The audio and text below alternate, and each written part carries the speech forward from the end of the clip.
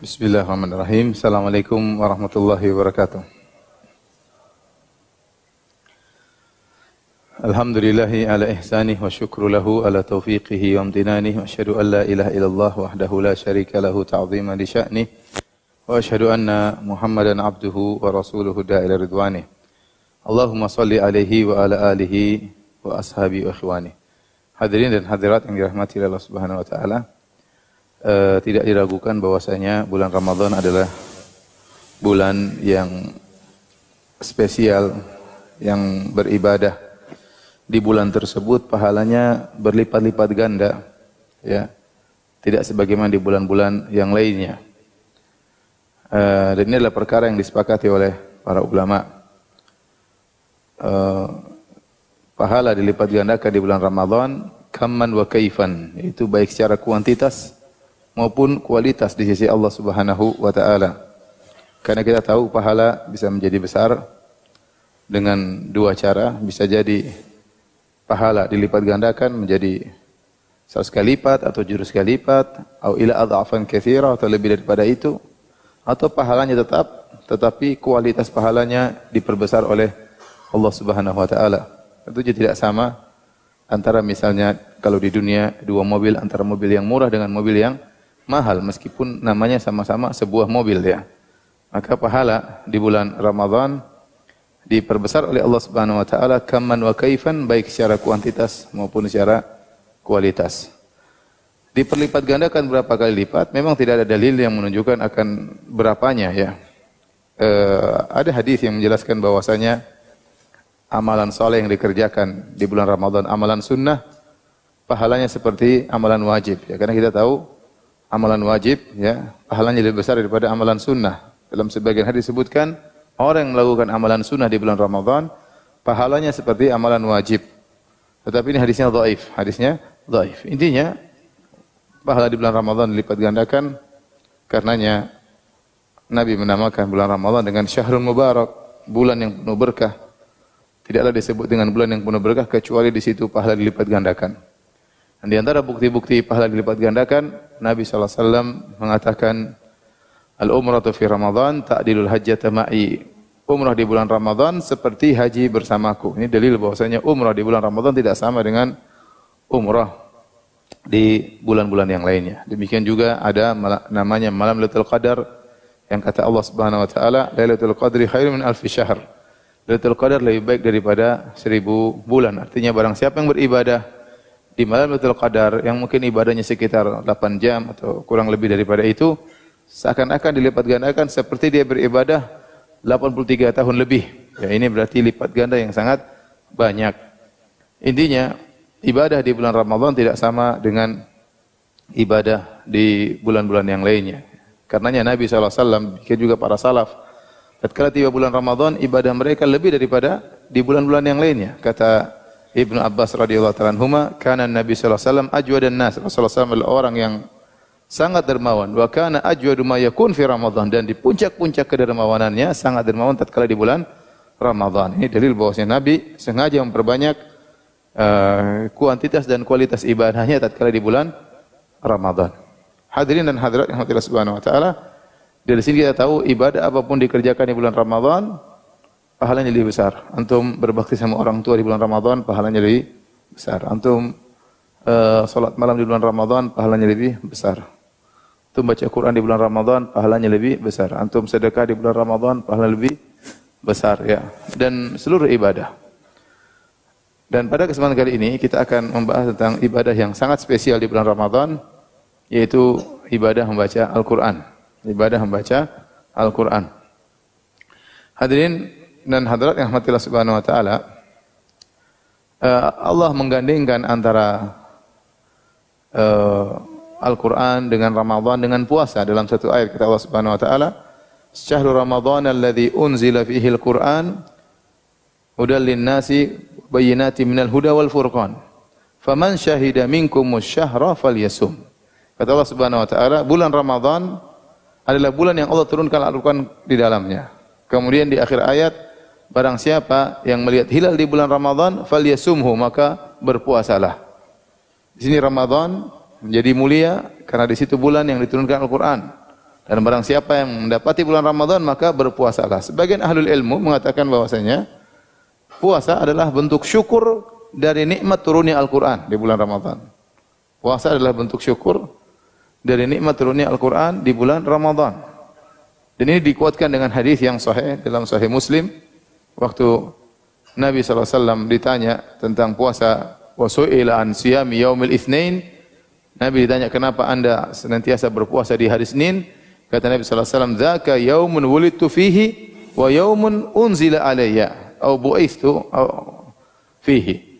Kata Nabi SAW, aku berpuasa hari Senin karena di situ hari aku dilahirkan dan disitulah Al-Quran turun kepadaku. Jadi seakan-akan Nabi bersyukur dengan lahirnya beliau sebagai nikmat bagi umat manusia, lahirnya seorang Nabi, dan juga dia bersyukur berpuasa hari Senin karena hari tersebut Al-Quran turun kepada beliau. Ya, jadi salah satu bentuk syukur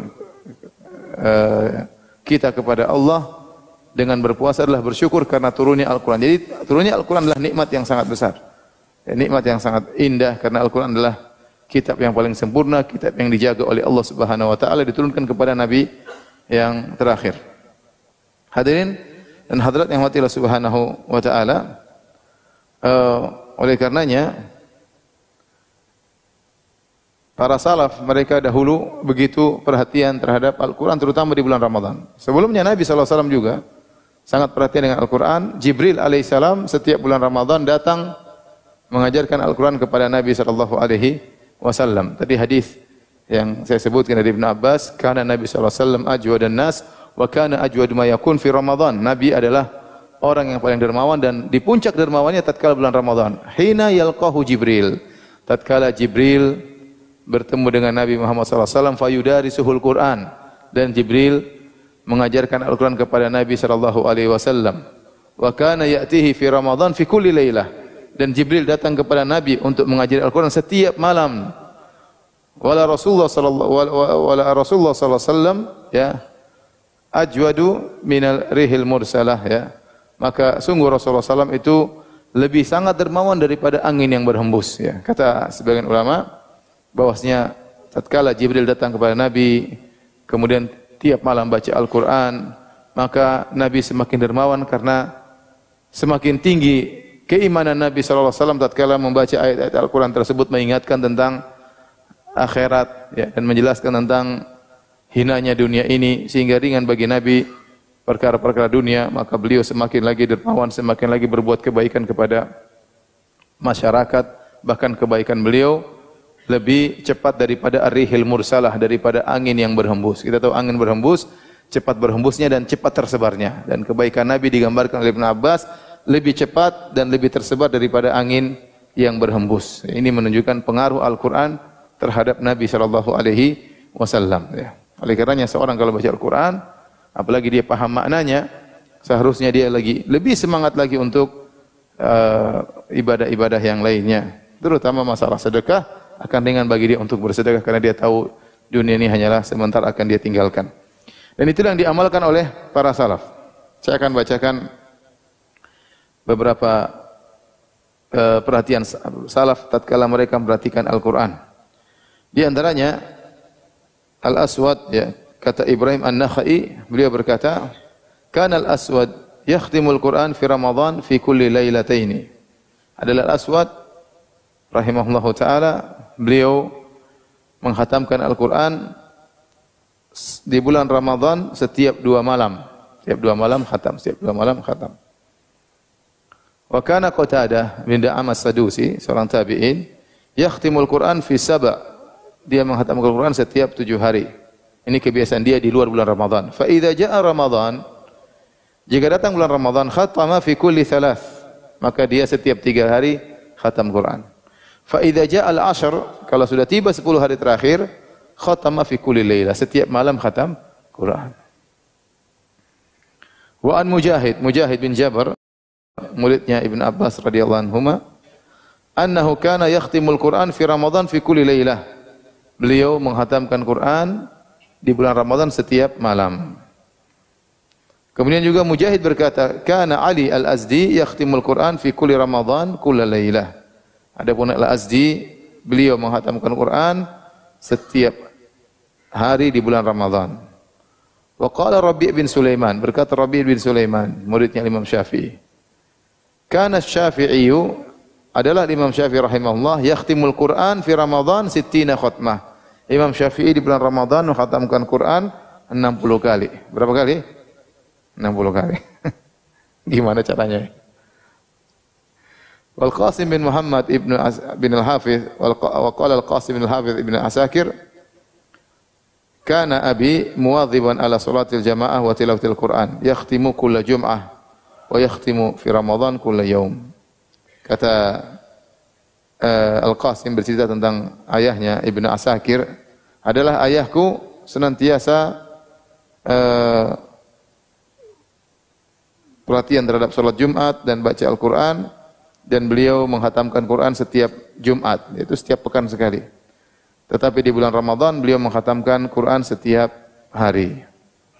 Nah, kalau kita dengar asar-asar para sahabat atau para tabi'in, para salaf, ya, satu hari khatam sekali. Imam Syafi'i 60 khatam dalam sebulan. Berarti satu hari 2 kali khatam. Bisakah kita ikuti? Saya rasa enggak bisa ya.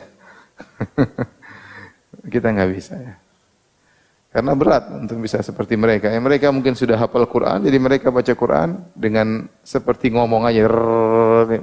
Sehingga kemudian Allah beri berkah pada waktu, Allah beri berkah terhadap mereka ya. Kita mau niru mereka ya, sudah susah. Pertama karena lemahnya iman ya. Ini jelas ya, karena lemahnya iman ya. Yang kedua karena kondisi yang kita cari dalil ya, kondisi kurang memungkinkan. Safar yang jauh, WhatsApp grup yang banyak, grup WhatsApp ya, banyak. Dan berbagai macam ya. Nah, ini semua dalil bagaimana perhatian para salaf terhadap Al-Quran. Bahkan Imam Malik rahimahullahu ta'ala, kalau sudah tiba bulan Ramadan, aqbal Al-Quran. Dia tutup majelis hadisnya untuk perhatian membaca Al-Quran. Dari sini sangat dianjurkan seorang untuk paling tidak sebulan dia menghatam Quran sekali ya. Apakah hukumnya wajib? Jawabnya tidak wajib, tetapi dia berusaha. Dia berusaha. Kalau dia mampu alhamdulillah, kalau tidak mampu enggak ada masalah, yang penting dia berusaha. Karena bisa jadi seorang tersibukkan dengan hal-hal juga yang bermanfaat yang lainnya. Karena ibadah di bulan Ramadan bukan cuma baca Quran. Ya, tetapi di antara ibadah yang sangat mulia, sangat dianjurkan adalah membaca Al-Quran, ya. Oleh karenanya disebutkan Nabi SAW di bulan Ramadan beliau menghatam Quran bersama Jibril sekali. Tatkala di penghujung hayat beliau, tatkala beliau akan meninggal dunia, maka Jibril datang mengajarin Al-Quran kepada Nabi sampai dua kali. Seakan-akan Nabi 2 kali khatam ya. Berarti Nabi ada kegiatan-kegiatan yang lain. Nabi ada kegiatan-kegiatan yang lain ya. Ya, kalau seorang tidak ada kegiatan, dia perbanyak baca Al-Quran. Al-Imam Nawawi rahimahullahu ta'ala berkata, wal ikhtiyaru anna dhalika yakhtalifu bi ikhtilafil ashkhas.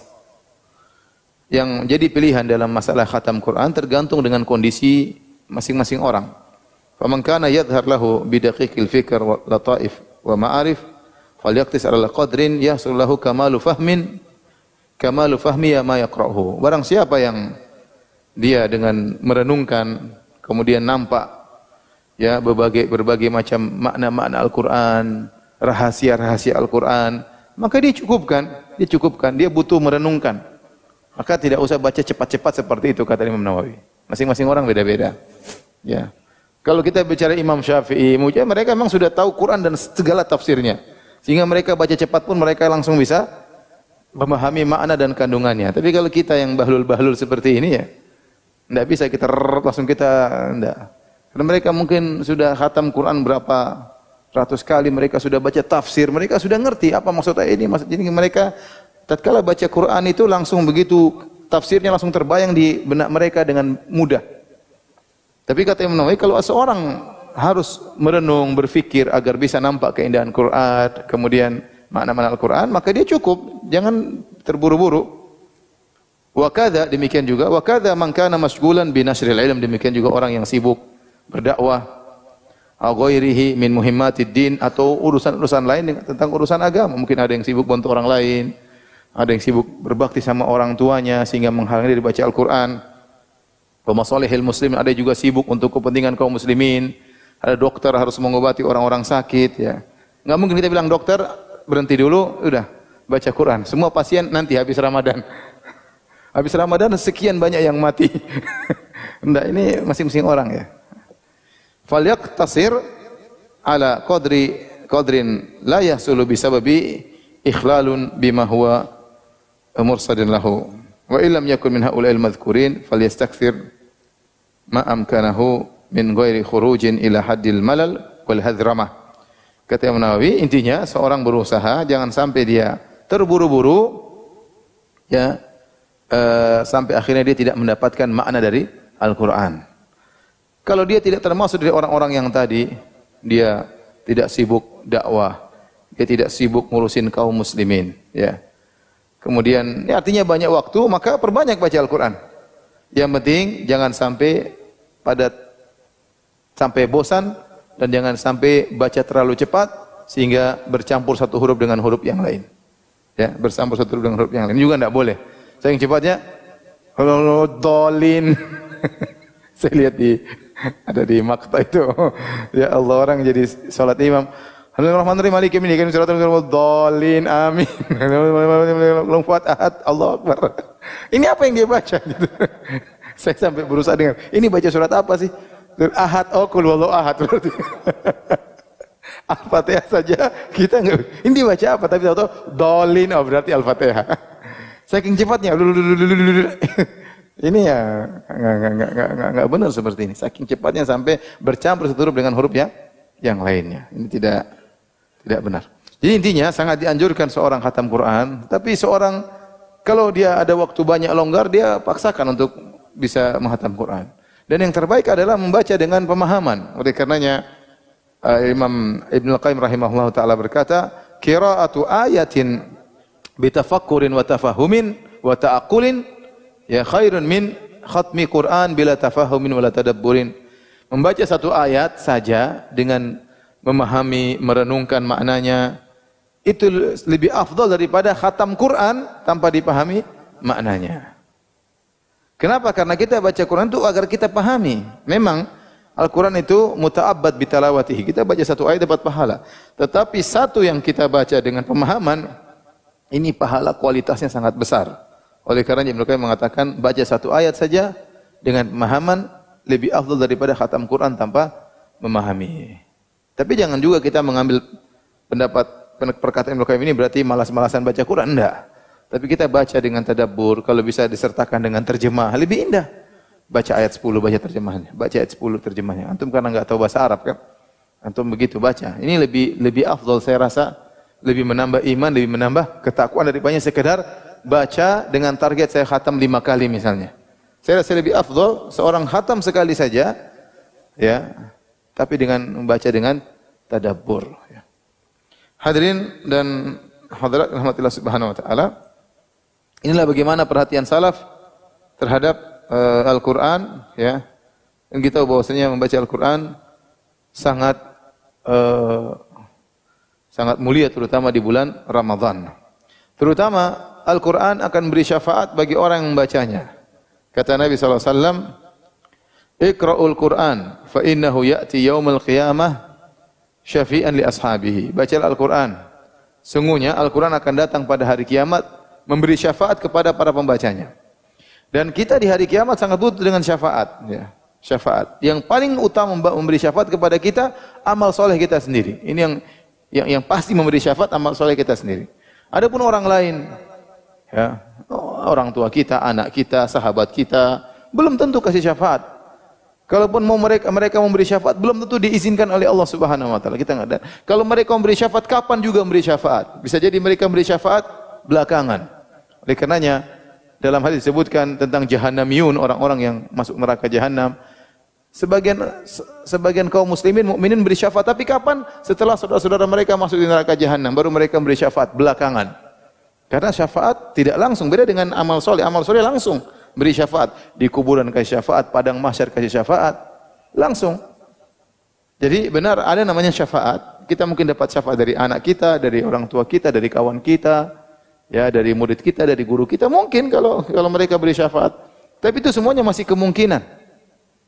Terus yang kedua, mungkin mereka memberi belum tentu diizinkan oleh Allah Subhanahu wa taala. Mungkin kalau diizinkan, mungkin belakangan. Enggak tahu apa yang telah menimpa kita, baru kemudian datang syafaat belakangan. Itu pun kalau dapat. Tapi kalau amal soleh langsung beri syafaat.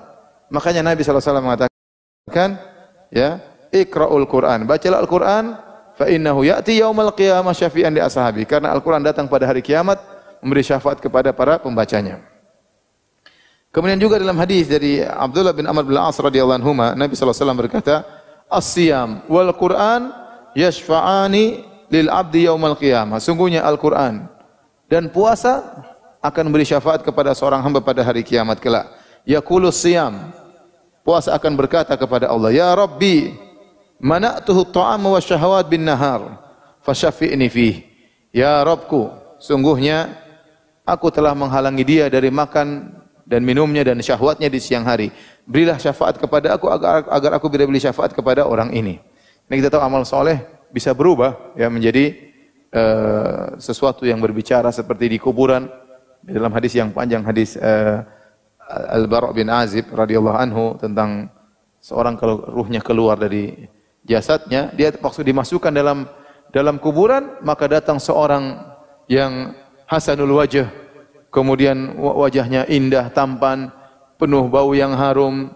Maka ditanya, "Man anta, siapa engkau?" "Ana amaluka salih." Aku adalah amal salehmu selama di dunia. Datang dalam bentuk manusia amal saleh tersebut. Aku adalah bacaan Qur'anmu, aku adalah berbakti pada orang tuamu, aku adalah salat malammu, aku adalah sedekahmu. Semuanya didatangkan dalam bentuk seorang wajah yang tampan.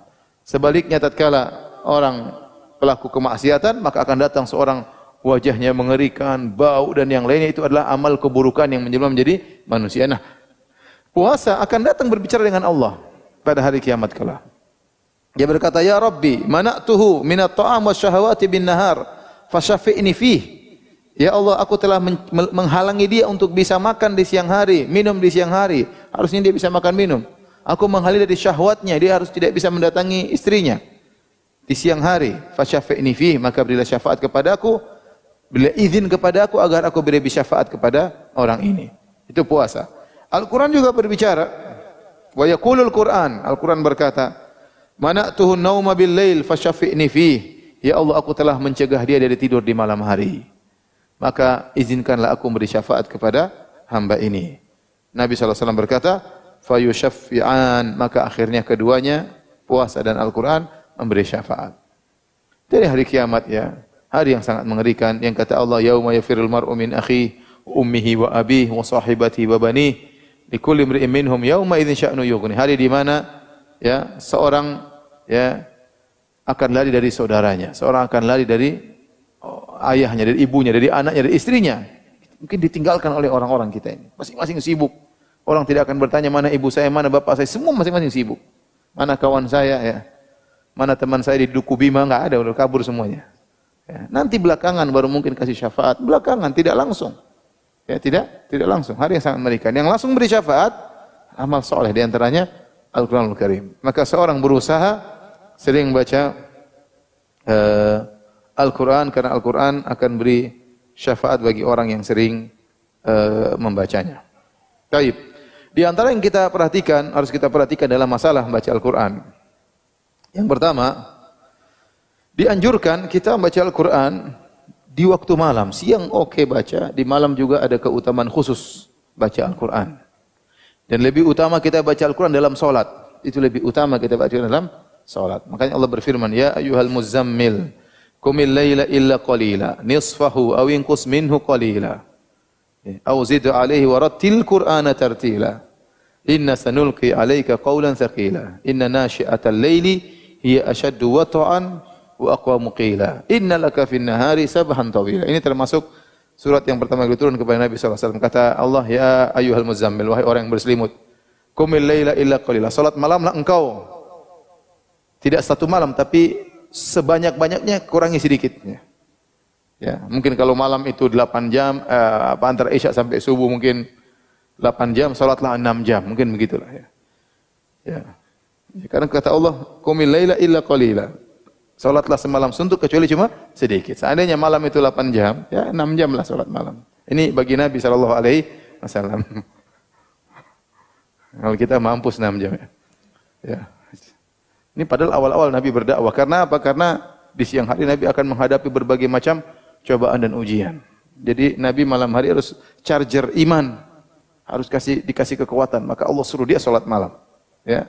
Agar begitu siang hari dicaci maki, dihina, dilempar, diapa-apain, Nabi kuat imannya. Karena malam sudah charger. Qumil laila illa qalila, nisfahu atau setengah malam.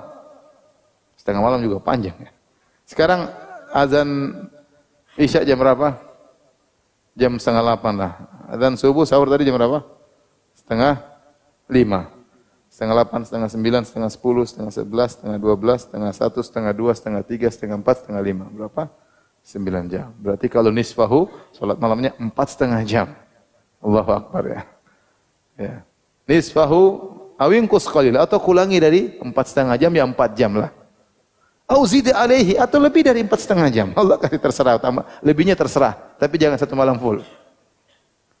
Wa rattilil Qur'ana tartila dan bacalah Al-Qur'an dengan tartil. Kapan? Di malam hari. Kenapa kata Allah inna nasyi'atal laili hiya ashaddu wata'an? Karena kalau bangun malam hari tahajud setelah tidur kemudian bangun baca Quran dalam salat asyaddu wata'an, lebih masuk ke dalam hati, lebih khusyuk, lebih nyambung antara lisan dengan hati dan itu benar karena kita lagi kosong dari kesibukan. Kalau kita siang hari sibuk ini, sibuk ya. Mikirin perdagangan ya. Banyak mau kita pikirkan. Mikirin istri, mikirin anak, banyak mau kita pikirkan. Ya. Pikirin jualan ya. Itu malam hari kita lebih khusyuk. Ya. Jadi ini dijadikan dalil oleh para ulama bahwasanya ada keutamaan khusus baca Al-Quran di malam hari, terutama dalam salat. Bukankah tadi hadis yang kita bacakan Al-Quran berkata kepada Allah Subhanahu wa taala, "Ya Rabbi, mana'tuhu minan naum fil lail." Aku telah mencegah dia tidur di malam hari. Fasyafi'ni fih. Berilah izin kepada aku untuk beri syafaat kepada orang ini. Berarti dia baca Al-Quran di malam hari. Demikian juga dalam ayat yang lain Allah berbicara tentang ahlul kitab, kata Allah Subhanahu wa taala, ya. Laisu sawa min ahlil kitabi ummatun qa'imatun yatluna ayatillahi ana al-laili wa hum yasjudun. Tidak sama ahlul kitab. Di antara mereka ada sekelompok umat dari ahlul kitab yang mereka menegakkan perintah Allah Subhanahu wa taala, yatluna ayatillah. Mereka membaca ayat-ayat Allah ana al-lail di tengah malam wa hum yasjudun dan mereka dalam kondisi apa? Sujud. Jadi mereka baca Alkitab dalam kondisi sujud, dalam kondisi salat, beribadah kepada Allah Subhanahu wa taala. Oleh karenanya seorang berusaha menyisihkan waktu untuk baca Quran di malam hari. Di antara hal yang perlu saya ingatkan bahwasanya di antara sunnah daripada sahur adalah sahur jangan lama-lama. Al-Imam Al-Bukhari dalam sahihnya membuat satu bab judulnya bab At-Ta'jil fis Sahur, bab bersegera dalam sahur. Ya, bersegera dalam sahur. Jadi sahur jangan lama-lama. Kemudian beliau membawakan hadis dari Sahal bin Sa'ad radhiyallahu ta'ala anhu, beliau berkata, "Kuntu atasahharu fi ahli." Aku bersahur bersama istriku. "Tsumma takunu sur'ati an udrika sujuda ma'a Rasulullah sallallahu alaihi wasallam." Kemudian aku cepat sahur sampai aku sempat mendapati salat bersama Nabi sallallahu alaihi wasallam. Artinya apa? Dia sahurnya cepat. Kata dia, saking cepatnya sahurku, aku sempat untuk bisa mendapati salat bersama Nabi sallallahu alaihi wasallam. Artinya dia sahur menjelang subuh, dia sahurnya tidak lama. Oleh karenanya Nabi sallallahu alaihi wasallam mensyariatkan azan pertama, azan kedua. Azan pertama, azan kedua di zaman Nabi itu cuma sebentar. Makanya Nabi sallallahu alaihi wasallam mengatakan, "Inna Bilalan yu'adzinu bil-lail." Sungguhnya Bilal yang azan pertama, azannya masih gelap. Fakulu washrabu hatta yu'adzina Ibnu Ummi Maktum. Makan dan minumlah kalian sampai Ibnu Ummi Maktum azan yang kedua, baru berhenti. Ya, dalam riwayat liyarji qa'imukum. Sungguhnya Bilal azan pertama itu agar orang yang salat malam berhenti, siap untuk sahur. Jadi harus memberi waktu yang banyak untuk baca Quran dan salat malam. Sahur sebentar. Dan antara azan pertama azan kedua dalam hadis disebutkan cuma sekedar Bilal turun dari atas, habis azan turun, Ibnu Maktum naik. Ya paling 10 menit, 15 menit, 20 menit paling maksimal di zaman Nabi sallallahu alaihi wasallam. Itulah waktu makan sahur yang terbaik. Dan itu tidak lama. Antara azan pertama, azan kedua di zaman Nabi sallallahu alaihi wasallam. Nah, kalau kita makan sahurnya di penghujung malam, maka banyak waktu yang bisa kita manfaatkan. Kita ini kalau kita bangun 3:30, jangan langsung kita apa makanannya? Sini. Kita baca Quran dulu. Ya. Biar istri kita yang sibuk masak. Kita baca Quran. Jangan kita sahur dari jam 3 sampai 4:30. Bayangkan sahur 1,5 jam ya, akhirnya buang-buang waktu. Ya. Dia baca Quran. Nanti sahur 1/2 jam lah, sudah cukup 1/2 jam. Karena sahur kita banyak menunya kan. Ini ya, 1/2 jam cukup menghabisi itu semuanya. Tapi kalau sahur sampai 1,5 jam, waktu kita terbuang tiap hari 1 jam. Sayang. Maka anak saya ingatkan diri saya pribadi, antum sekalian, kalau antum bangun 3:30, bangun jam 3, baca Quran dulu. Itu 1 jam bisa 1 juz. Kalau antum baca dengan baik, dan itu sudah baca dengan tadabbur, bukan dengan cepat-cepat, dolin, enggak ya. Itu sudah baca dengan enak. 1 jam bisa 1 juz. Ya. Dan ini saya harap diperhatikan ya. Karena sebagian orang udah bangun jam 3, jam 1:30, udah dia sudah sibuk dengan sahur sampai 1,5 jam, sayang. Itu waktu-waktu yang sangat indah. Waktu nuzul ilahi, waktu di mana Allah turun ke langit dunia. Yanzilu Rabbuna wa tabaraka wa ta'ala hina yabqa thulutsal akhir minal lail. Rabb kita yang maha mulia, yang maha suci turun ke langit dunia setiap tinggal sepertiga malam yang terakhir. Fayaqul, dan Allah berkata, hal min da'in fa astajibalah. Apakah ada hambaku yang berdoa akan aku kabulkan? Hal min mustaghfirin fa aghfirlah. Apakah ada hambaku yang beristighfar akan aku ampuni? Hal min sa'il fa utiya su'lah. Apakah ada yang hambaku yang mohon akan aku kabulkan permohonannya? Makanya Allah menyebutkan tentang ciri-ciri orang saleh. Kanu qalilan minal laili mahja'un. Mereka di malam hari sedikit tidurnya. Ya. Wa bil ashari hum yastaghfirun. Di waktu sahur mereka beristighfar. Jadi mereka salat malam, di penghujung sahur mereka istighfar. Tidak sombong, tidak ujub dengan salat malam mereka beristighfar. Intinya sahur jangan lama-lama. Ya. Ada keutamaan spesial kita baca Quran di malam hari. Dan yang terbaik kalau Quran tersebut dibaca dalam salat, itu yang terbaik. Ya. Sebagaimana tadi dalam surat Al-Muzammil, Allah suruh salat malam, Allah mengatakan warattilil Qur'ana tartila. Bacalah Quran itu dalam salatmu dengan tartil. Sebagaimana Allah sebut tentang ahlul kitab, yatluna ayatillahi ana al-laili wa hum yasjudun. Mereka baca Quran di tengah malam dalam kondisi mereka sujud, mereka sedang ibadah, mereka sedang salat. Kalau bisa menggabungkan antara baca Quran dengan salat malam sekaligus, ini yang terbaik. Kalau tidak bisa, ya tentu salat lebih afdal daripada baca Quran. Tapi kata Ibnu Taimiyah rahimahullah taala, kalau ada orang dia merasa lebih hatinya lebih mengena dengan baca Quran, maka dia baca Quran, kurangi salatnya. Tergantung masing-masing. Ada orang lebih hobi salat, ya. Ada orang lebih hobi baca Quran daripada salat, silakan. Ibadah bermacam-macam. Oleh karena kalau kita baca bagaimana para salaf dahulu dari zaman sahabat, dari zaman tabi'in, kalau sudah bulan Ramadan mereka salat lama banget ya. Mereka baca ratusan ayat sampai mereka bersandar di atas tongkat waktu salat ya. Saking lamanya imamnya apa baca Quran ya. Tapi mereka enggak batu-batu di belakangnya. Kita ya Allah, lihat bagaimana sahabat dulu. Nabi SAW sudah salat hatta dhahaba syatrul lail. Nabi SAW salat dari awal malam sampai lewat setengah malam. Taruhlah jam 1 atau jam 2 selesai Nabi. Setelah Nabi selesai witir sahabat masih minta tambah. Kata sahabat, "Lau nafaltana baqiyata lailatina hadhihi ya Rasulullah." Kalau bagaimana kita lanjutkan lagi Rasul? Masih ada setengah malam. Masya Allah. Kalau kita imamnya jam 2 selesai, alhamdulillahirabbil alamin. Alhamdulillah, enggak tadi, alhamdulillah. Enggak tahu banyak sudah kita komentar di belakangnya. Pergi ke DM, pasti Pak DKM ini tolong ganti imamnya nih. Ya memang begitulah ya. Kita sama salaf tuh beda-beda tipis ya.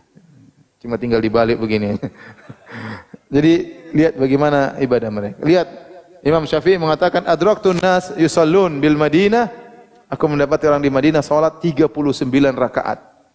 Di Mekah 23 rakaat. Kenapa beda di Mekah dengan Madinah? Karena di Mekah mereka salat 23 rakaat. Setiap 4 rakaat mereka tarwihah, mereka istirahat. Itulah orang-orang Mekah.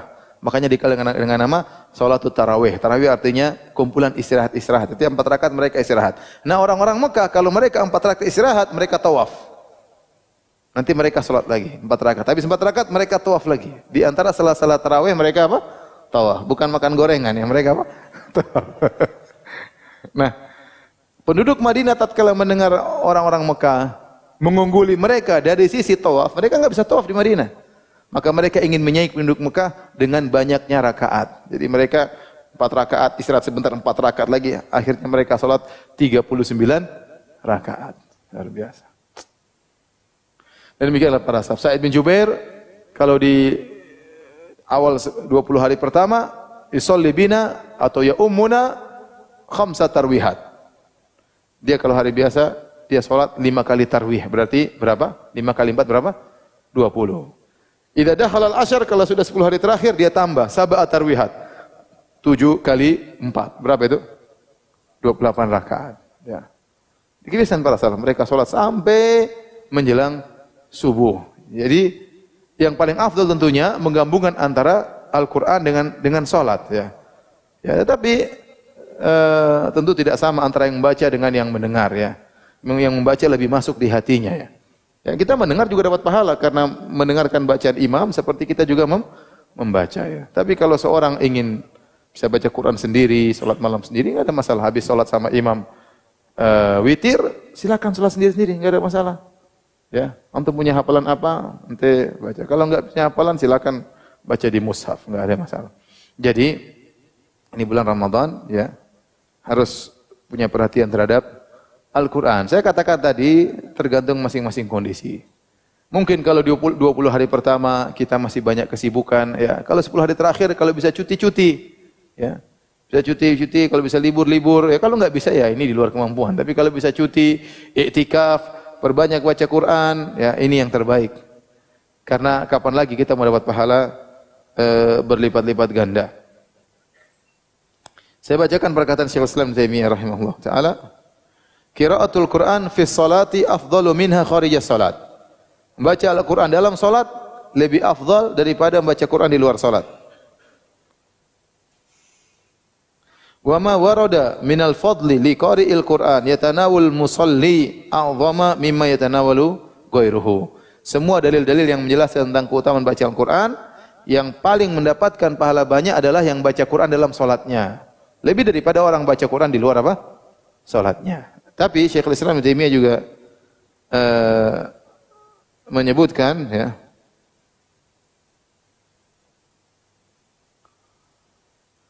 kata beliau, as-salat afdal minal qira'ah fi ghairi salat. Salat lebih afdal daripada baca Quran tanpa salat. Nassa dzalika a'immatul ulama. Hal ini telah dijelaskan oleh para imam dari kalangan para ulama. Kemudian kata beliau, lakin man hasara lahu nasyatun wa tadabburun wa fahmun lil qira'ah duna salat fal afdal fi haqqihi ma kana anfa'lahu. Tapi kalau orang bisa mendapatkan pemahaman yang baik ya, tanpa harus salat, maka yang terbaik baginya, yang paling bermanfaat bagi dia. Contoh, seorang salat, dia baca, mungkin terbatas pemahaman, tapi kalau dia tidak salat, dia baca Quran, dia buka tafsir, dia baca Quran, buka tafsir, ini kan enggak mungkin dia salat sambil buka tafsir gitu. Enggak mungkin. Kata Ibnu Taimiyah, kalau ini lebih bermanfaat, ya sudah ini aja. Salatnya dicukupkan, secukupnya, sisanya dia waktu untuk baca apa? Tafsir.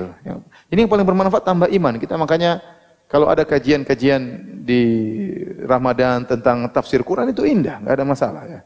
Enggak ada masalah tentang ayat-ayat Al-Quran, sehingga kita paham maksudnya, karena Al-Quran isinya indah.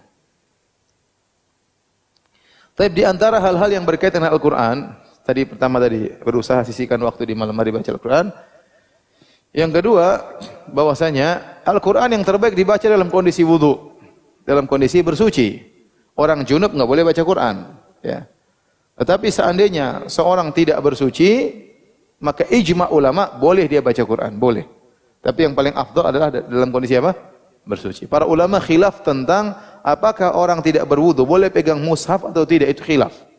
Tetapi kalau masalah bacanya, maka ijma ulama, sepakat ulama berkonsensus bahwasanya orang yang tidak berwudu boleh baca Al-Quran. Jadi tidak menghalangi kita. Kita misalnya lagi naik bis, naik setir mobil, udah buang angin misalnya, ya udah baca Quran saja, enggak apa-apa. Baca Quran ya.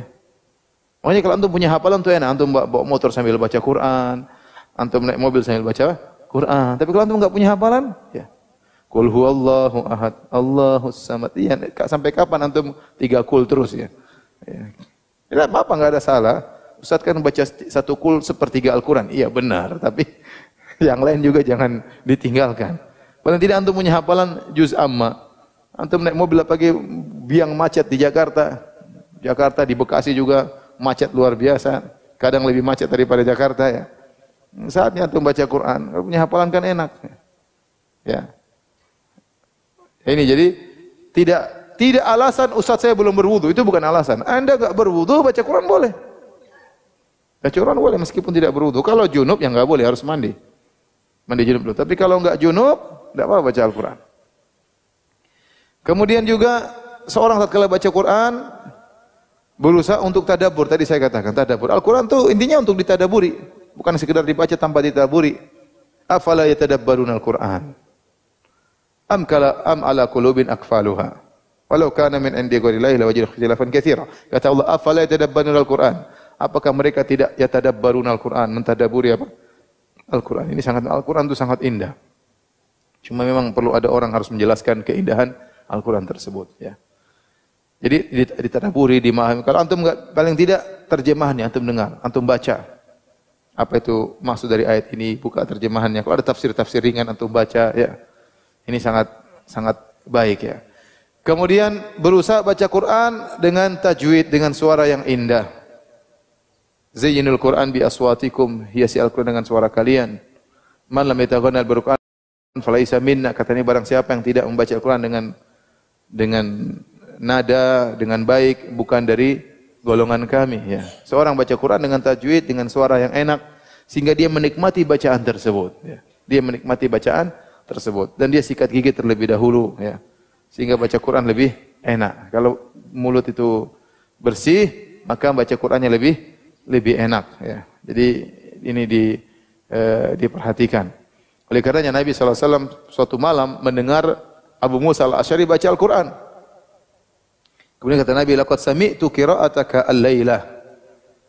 Laqad utita mizmaran min mazamiri ali Daud. Wahai Abu Musa al-Asy'ari, tadi malam saya dengar engkau baca Quran. Sungguh kau telah diberikan mizmar, yaitu keindahan suara seperti keindahan suara dari Daud. Daud alaihissalam kalau baca Taurat atau Zabur, suaranya sangat indah.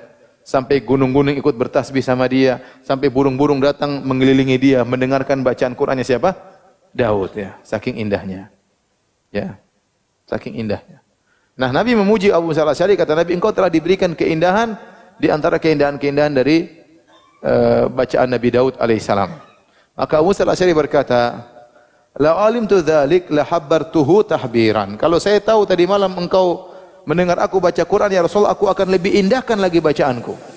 Aku akan lebih indahkan lagi bacaanku untuk menyenangkan hati Nabi sallallahu alaihi wasallam dan menyenangkan hati orang berpahala, bukan untuk riya, bukan, tapi menyenangkan hati orang ya, dan tidak mengapa ya. Jadi seorang berusaha baca Quran dengan tartil, dengan tajwid, kalau bisa dipahami maknanya itu luar biasa ya. Jangan saya baca cuci muka, baca yang enak ya. Jangan sampai la yakun hammuka khatmas surah. Kata para salaf, jangan sampai cita-citamu yang penting saya sampai selesai ujung. Itu bukan tujuan Al-Quran. Tujuan Al-Quran itu ente baca, ente pahami. Bukan yang penting saya sampai selesai. Dolin. Ya Allah, enggak benar seperti itu. Ya, berusaha baca dengan pemahaman. Itu yang pahalanya benar-benar berkualitas. Ustaz, kalau kita baca banyak kan pahalanya banyak. Iya. Anda baca satu huruf 10 pahala, benar. Lam aqul alif lam mim harfun, walakin alif harfun wa lamun harfun min harfun. Aku tidak mengatakan alif lam mim satu huruf, tapi alif satu huruf, lam satu huruf, mim satu huruf. Jadi kalau kita baca alif lam mim, kita dapat 30 pahala. Wal hasanatu bi asyri amsalihha. Kita baca alif lam mim dapat 30 pahala, banyak. Tetapi kalau kita baca alif lam mim dengan memahami, sama-sama 30 pahala tapi kualitasnya berbeda. Paham? Satu Quran dengan cepat tanpa pemahaman, iya dapat pahala banyak. Tapi kalau kita memahami, berlipat ganda pahalanya atau kualitasnya berbeda. Kemudian yang berkaitan dengan baca Al-Quran, ya, kalau bisa menghadap kiblat lebih bagus. Kalau enggak apa-apa, enggak ada masalah. Tidak harus dalam kondisi duduk, dalam kondisi berbaring juga boleh, ya. Dalam kondisi duduk, dalam kondisi berdiri. Alladzina yadhkurunallaha qiyaman wa qu'udan wa 'ala junubihim. Orang-orang yang mengingat Allah dalam kondisi berdiri, dalam duduk, dalam kondisi berbaring, enggak ada masalah, ya. Nabi SAW dahulu baca Quran bersandar kepada Aisyah radhiyallahu taala anha. Ya, antum baca Quran lagi di rumah, lagi samping istri, enggak ada masalah ya. Bisa baca Quran sambil menjit istri, ya. Bismillahirrahmanirrahim, enggak ada masalah ya. Tapi pijitannya terbatas, jangan macam-macam. Sambil baca Quran enggak ada masalah ya. Nabi SAW baca Quran tetap bisa mesra sama istrinya, ya. Enggak ada masalah.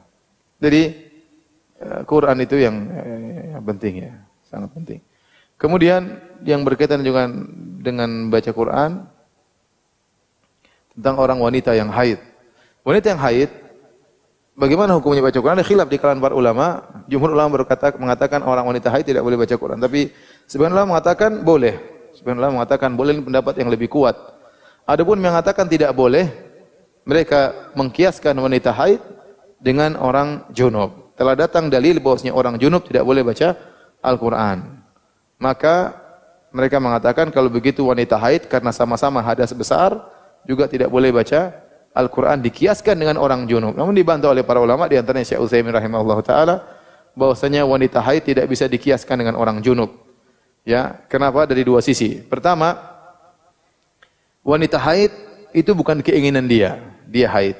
Memang sudah begitu dari sananya dia haid. Adapun junub, kebanyakan orang junub karena keinginannya. Dia bergaul, berhubungan, maka dia junub. Ya, kebanyakan junub karena keinginannya. Sehingga ini berbeda. Yang kedua, kalau orang junub tinggal mandi junub selesai. Haid enggak bisa. Bukan di tangannya untuk menghilangkan haidnya, dia harus menunggu sampai selesai 7 hari, ada yang 8 hari.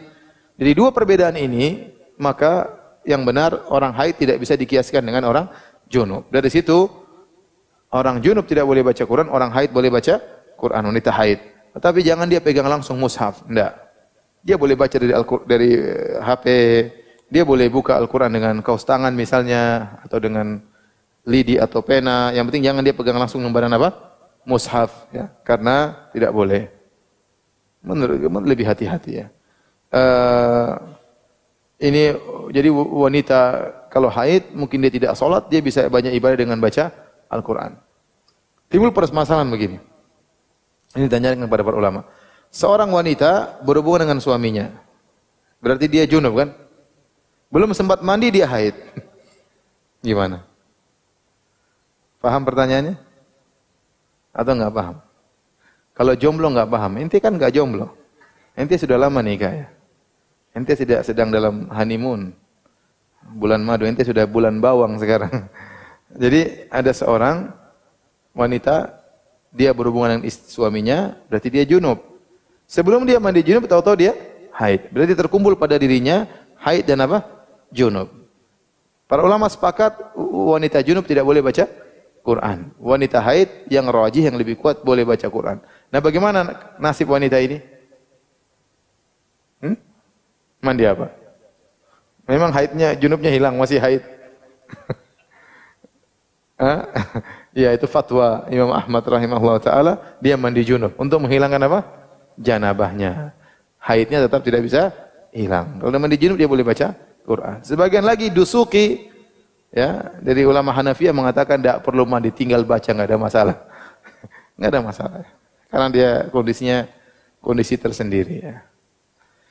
Inilah para hadirin dan hadirat Allah Subhanahu wa taala, semoga kita diberi anugerah oleh Allah untuk bisa banyak baca Al-Qur'an di bulan Ramadan, hilangkan segala kesibukan yang tidak bermanfaat, kita jauhi ya. Berita-berita yang mungkin bermanfaat, yang manfaatnya sedikit kita kurangi ya. Jangan terlalu banyak nonton YouTube, jangan terlalu banyak ikut medsos ya. Ya, jangan terlalu banyak ngobrol di grup ya. Sudahlah. Waktu kita sangat sedikit. Apalagi Bekasi macet kan, sudah. Makanya waktu yang tersisa ini jangan kita buang-buang lagi. Kita gunakan untuk banyak baca Al-Quran. Tadi saya katakan kita punya target paling tidak sekali khatam ya. Kalau enggak ada kesibukan bisa 2 kali, 3 kali. Yang paling penting kita berusaha baca Al-Quran dengan memahami maknanya. Sertakan Al-Quran, ada program Al-Quran yang di atasnya ayatnya, di bawahnya langsung terjemahnya. Jadi enak. Baca langsung terjemahnya enak ya. Sehingga kita bisa pahami apa maksud dari apa yang kita baca. Wallahu ta'ala bishawab. Kalau ada yang bertanya saya persilakan. Silakan, Pak. Waalaikumsalam warahmatullahi wabarakatuh.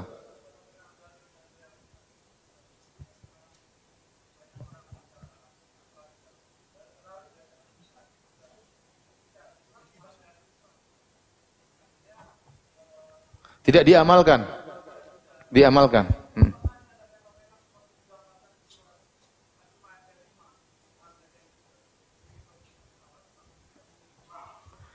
Maksudnya Yahmil kama ya.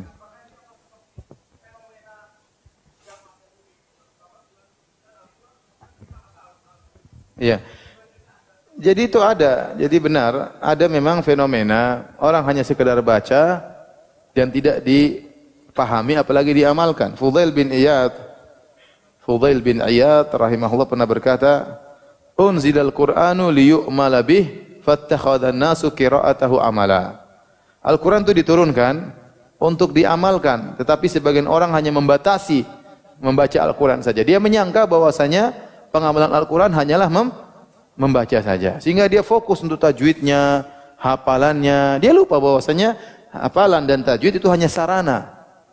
Ya. Cuma orang kemudian bisa jadi orang hafal Quran tapi dia tidak pernah belajar agama, akhlaknya hancur bisa jadi. Mungkin sombong, mungkin angkuh, mungkin dia nggak ngerti, dia cuma hafal doang. Apalagi dia tidak tahu bahasa Arab, tidak ada yang ingatkan maksud ayat ini bagaimana, maksud ayatnya.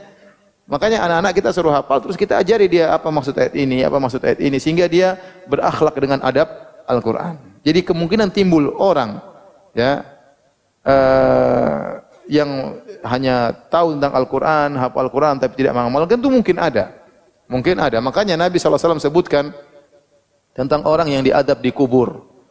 Yang diadab di kubur, ya, kalau tidak salah dia tidur, kemudian ada orang mengambil batu, melemparkan batu di atas kepalanya, kepalanya pecah, tsumma yatadahrah, kemudian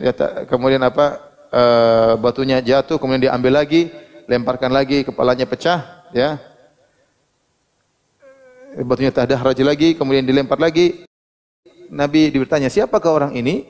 Maka dikatakan kepada Nabi SAW, ini orang utiyal Quran, diberi Al-Quran, ya, fanama anhu bil lail wa lam ya'malhu bin nahar. Di malam hari dia tidak baca, siangnya tidak dia amalkan.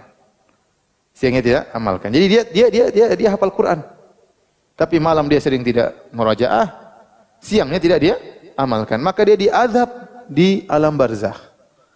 Makanya Al-Quran itu dia cuma dua, membela atau menyerang.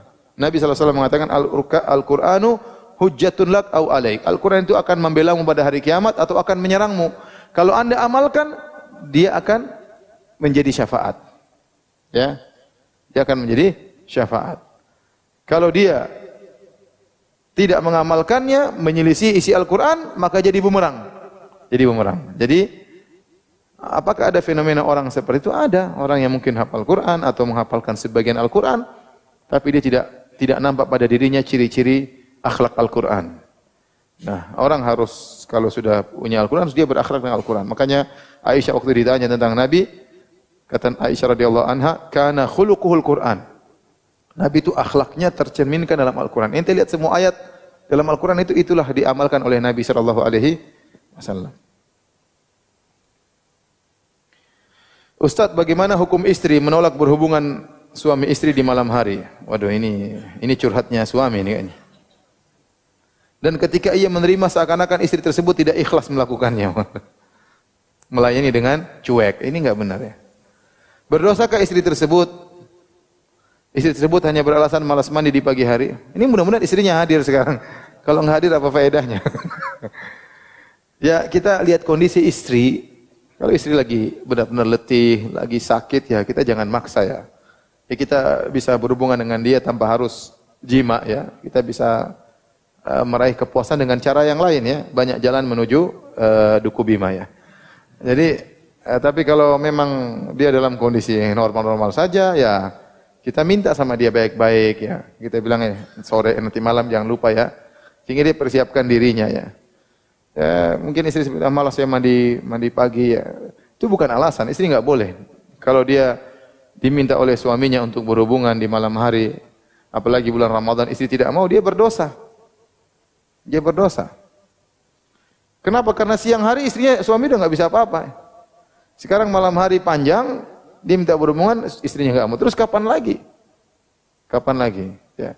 Oleh karena istri tidak boleh menolak hubungan suami. Terus kalau dia berhubungan dengan suami, jangan dia kemudian menunjukkan kejengkelan, tidak melayani dengan baik. Ya. Suami ingin istri melayani dengan hangat, dengan baik. Ya. Dia juga ingin menundukkan pandangannya, ingin menundukkan syahwatnya. Ya.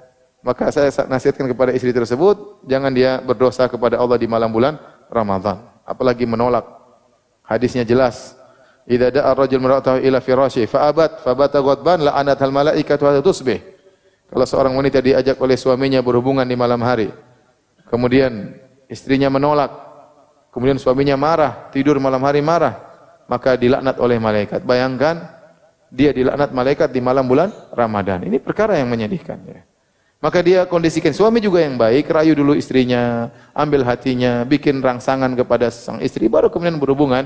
Ya, intinya harus saling pengertian. Tapi apapun alasannya, seorang wanita kalau tidak punya alasan yang syar'i, maka dia tidak boleh menolak hubungan dengan apa? Suami. Ya sudah, bilang, "Mas, saya berhubungan tapi ente nanti masakin air panas, saya mau mandi." Ya udah. Sip. Ya udah. Enggak masalah usahanya. Ya, besok pagi nanti kamu enggak mau saya mandiin kamu, tenang aja. Ya udah, saling pengertian lah.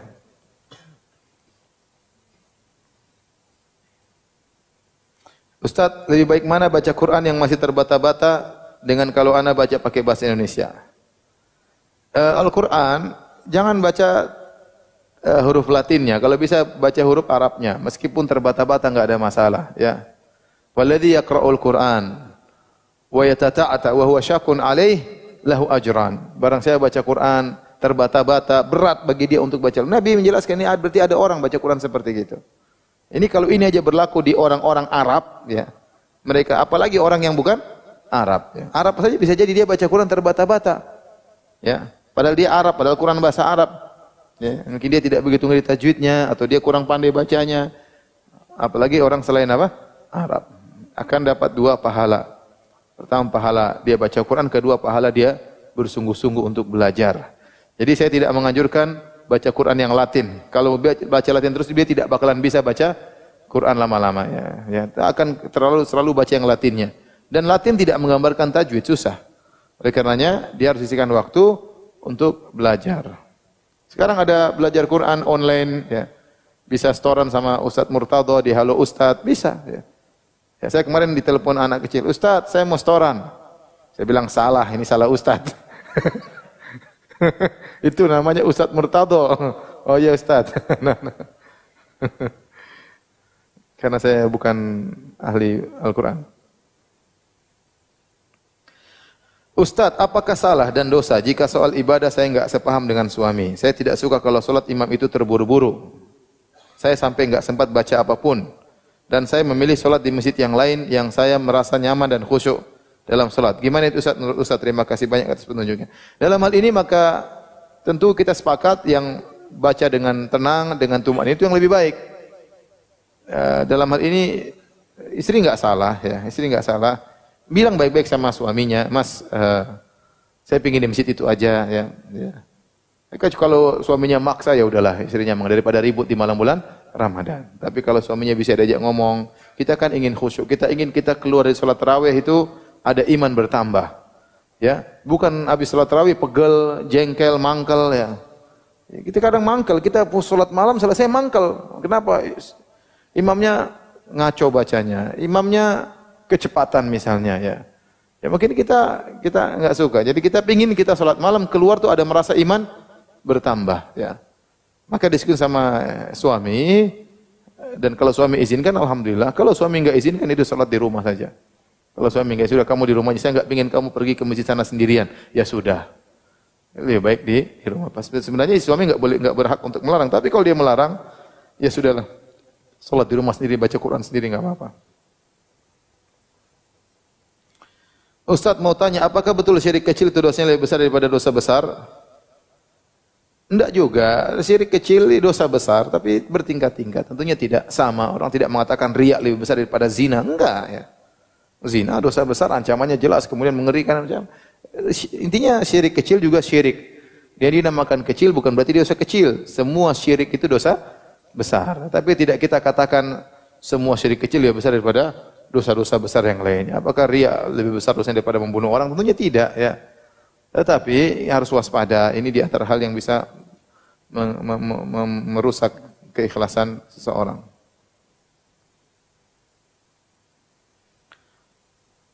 Ustaz, apa yang dimaksud baca Al-Quran dalam solat? Ya maksudnya kita murojaah dalam solat. Ya, orang punya hafalan, dia baca Quran dalam solatnya. Ya. Seperti Nabi SAW, solat rakaat pertama baca Al-Baqarah, An-Nisa, Ali Imran. Ya, misalnya. Ya, antum kalau nggak punya hafalan bagaimana ya? Ya repot. Makanya kalau memang boleh baca sambil baca Quran, nggak ada masalah ya. Al-Quran dibuka depan kita baca sambil solat, itu baik, nggak ada masalah. Dan yang benar bahwasanya salat malam tidak ada jumlah batasan apa? Rakaatnya. Ini pendapat salaf. Tidak ada satu orang salaf pun yang mengatakan lebih dari 11 rakaat bid'ah. Enggak ada satu pun. Enggak ada satu pun. Ada cuma ulama belakangan Son'ani rahimahullah, itu pun abad ke-12. Dia wafat pada tahun 1118 Hijriah. Ustaz, apa boleh wanita haid masuk masjid untuk belajar tahsin? Ini khilaf di kalangan para ulama. Jumhur ulama berpendapat bahwasanya wanita haid tidak boleh masuk masjid dalam kondisi yang lama. Ulama Hanabilah mengatakan boleh masuk kalau ada keperluan sebentar, tidak lama-lama. Namun yang benar bahwasanya wanita kalau masuk masjid dalam kondisi haid, yang penting dia pakai pembalut sehingga tidak mengotori masjid, maka tidak mengapa untuk belajar tahsin. Wallahu ta'ala alam bisawab. Demikian saja kajian kita. Subhanakallah bihamdik, asyhadu alla ilaha illa anta, astaghfiruka wa atubu ilaik. Assalamualaikum warahmatullahi wabarakatuh.